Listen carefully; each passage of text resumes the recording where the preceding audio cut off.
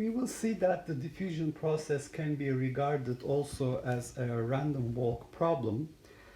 Before we start doing that, let me review a few things we said about diffusion. First one, we have defined the coefficient of self-diffusion using the flux of particles that is related to minus diffusivity d, the gradient of the concentration del n1 del z. And then we talked about the continuity equation, which says that the rate of change of the concentration del n1 del t must be equal to minus del j del z. That's the continuity equation. And putting these together, we have obtained the diffusion equation.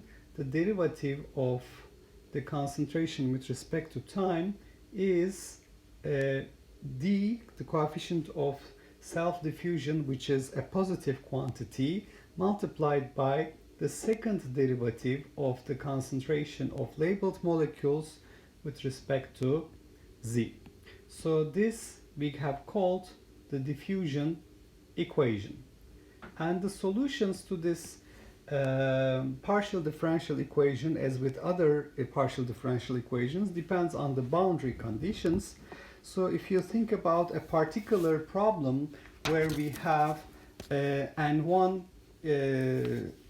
labeled molecules, capital N1 labeled molecules are introduced at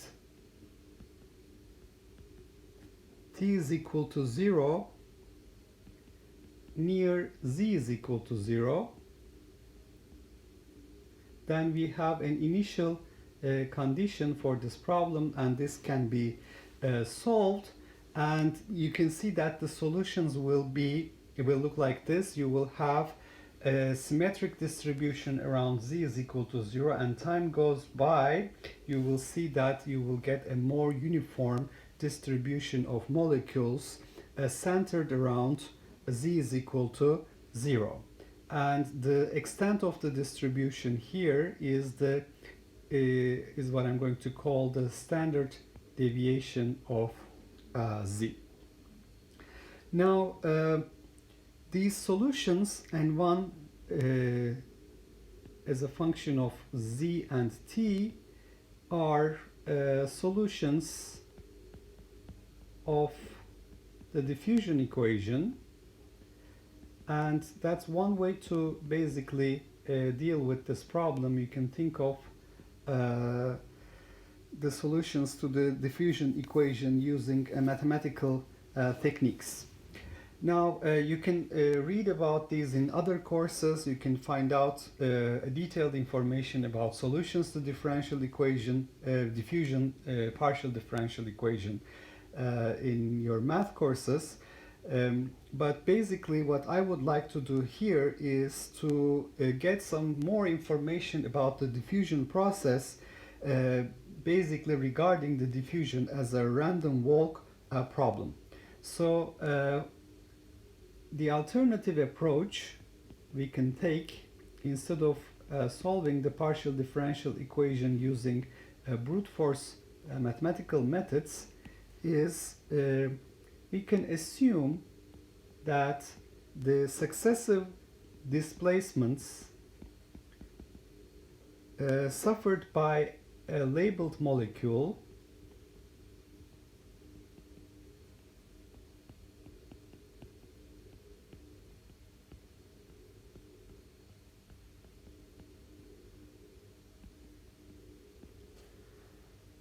that's in between collisions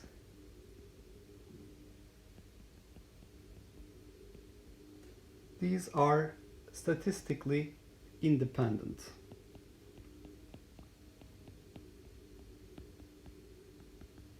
So that we can regard this as a random walk process, just like the Brownian motion, right? So I call S sub I the z component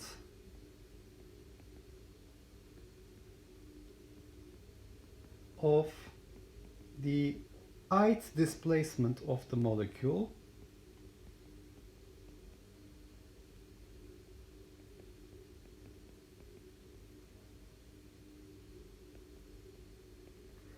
So with this definition, the total displacement I see on the z-axis will be the sum over capital N displacements of S sub I. So if I have random displacements, as I suggested,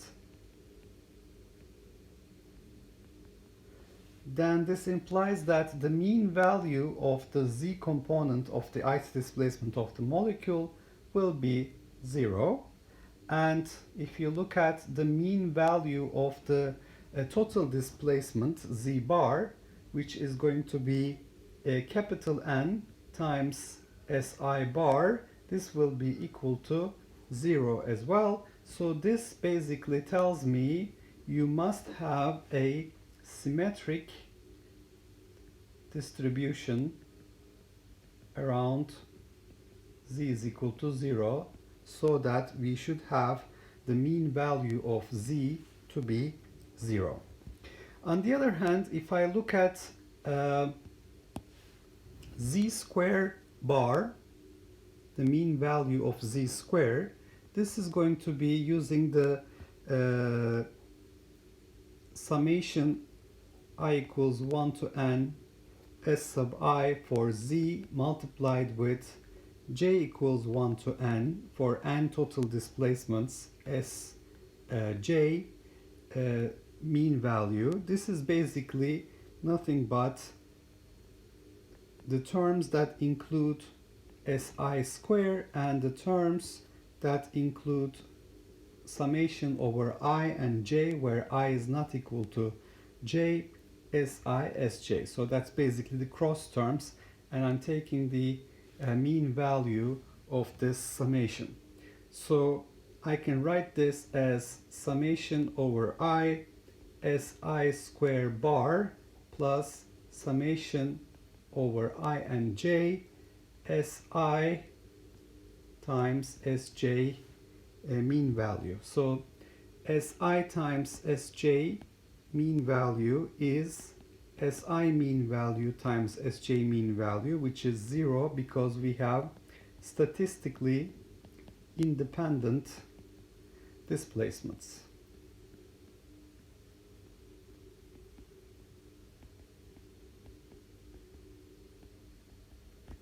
So we can basically conclude that the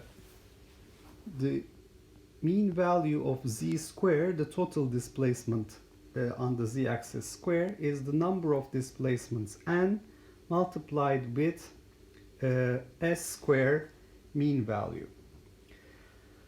So if we have a molecule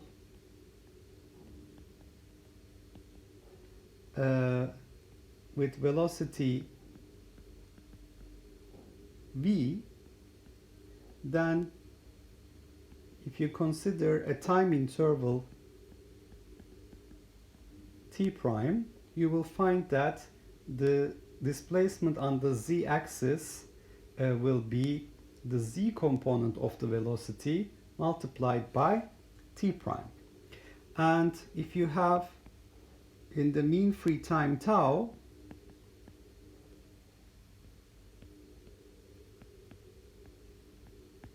and remember the mean free time tau is the mean time in between successive collisions, you can get that s square bar should be vz square tau square bar. Now vz square bar times tau square, and you know that v square bar is equal to vx square bar plus vy square bar plus vz square bar. Assuming random collisions, we have this being statistically equal to 3 times vz square bar. There is no difference between x, y and z axis. The mean values of the velocity components should be the same. So this comes from the symmetry of the random collisions. Therefore, we can write this as 1/3 V square bar times tau square. So if I call n the total number of molecular displacements,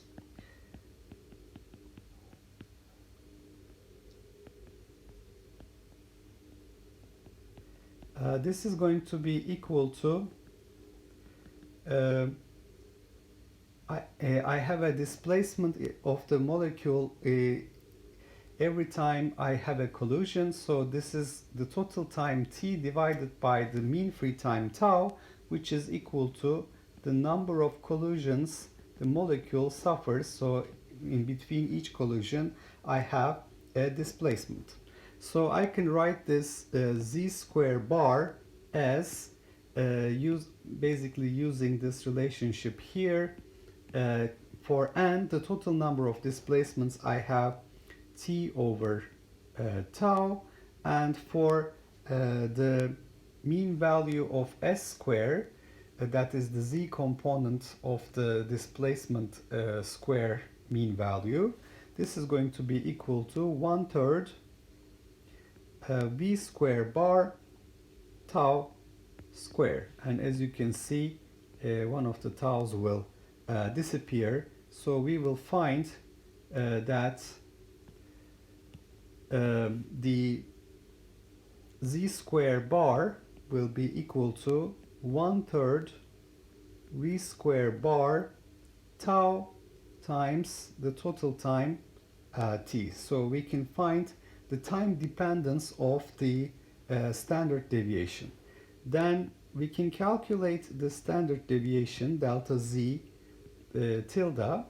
This is by definition equal to square root z square minus, well, it's actually z minus z bar square average, but z bar is equal to 0, so we have delta z tilde equal to square root z square average. So this is basically square root z square average is square root of 1/3 v square bar tau t. So basically I find that the standard deviation in z is proportional to t to the power 1/2. And since I have the total number of displacements equal to the total time t divided by tau, the mean free time, I can see that the standard deviation in the displacements on the z-axis will also be proportional to n to the power 1/2. So basically the way the standard deviation is growing in the z, or the way this function extends on the z spreads out in the z-axis is basically proportional to t to the power 1/2, or n to total number of displacements to the power 1/2. So we can note that the extent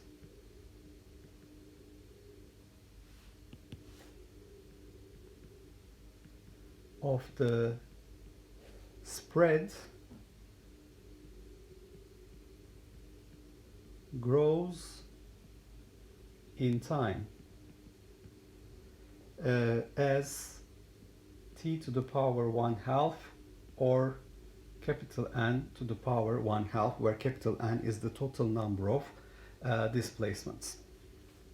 So having looked at the diffusion problem, we have the equation that defines the coefficient of self-diffusion d. The particle flux is equal to minus diffusivity, the concentration gradient del n1 del z for n1 labeled molecules per volume. The rate of change of the concentration n1 is minus the derivative of the particle flux with respect to z, and this gives us the diffusion equation del n1 del t is equal to diffusivity times del square n1 del z square, which can be solved using mathematical techniques of solving partial differential equations, given that you have the boundary conditions and we have capital N1 labeled molecules that are introduced near z equals 0 at t is equal to 0, and the solutions to the differential to this partial differential equation are n1 of zt.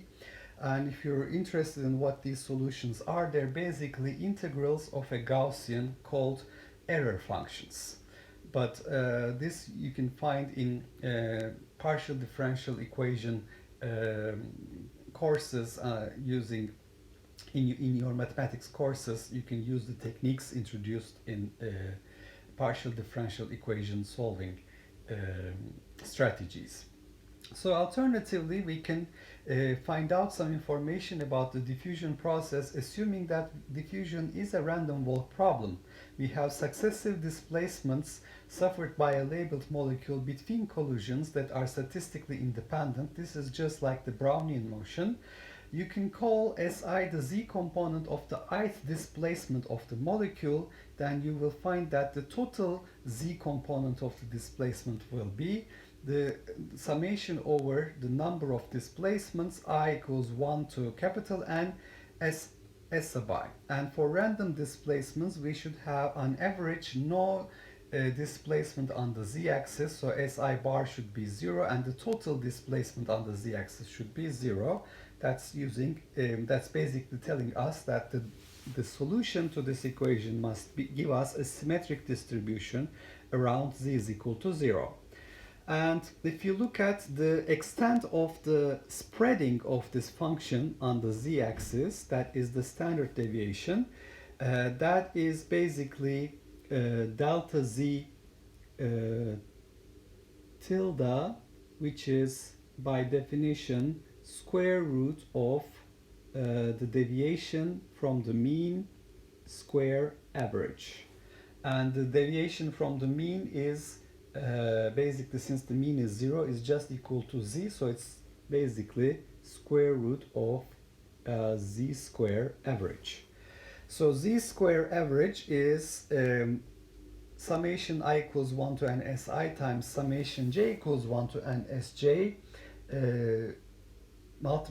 these two multiplied together and taking the average of these two. Since we have statistically independent displacements, we can consider Si times Sj average to be Si average times Sj average, which is 0. So it's just summation over I from 1 to n Si square bar, which is capital N, the total number of displacements, times S square bar. So if a molecule has velocity v, then in a time interval t prime, the displacement on the z-axis will be z component of the velocity times the time it takes t prime. And in the mean free time tau, we have no change in the z component of the velocity. So we have S square bar is Vz square tau square bar, and Vz square bar is by symmetry 1/3 of V square bar. And for total number of displacements n, we have each time we have a collision, we have a displacement, so it is the total time t divided by tau, the mean free time, which is the mean time between successive collisions. So substituting these into z square bar, we find that z square bar square root is proportional to t to the 1/2, which is the standard deviation in z. So the extent of spreading on the z-axis is proportional to t to the 1/2, and since t is n times tau, so you can say t is capital N times tau, where tau is a constant. If it is proportional to t to 1/2, it's also proportional to the total number of displacements to the power 1/2.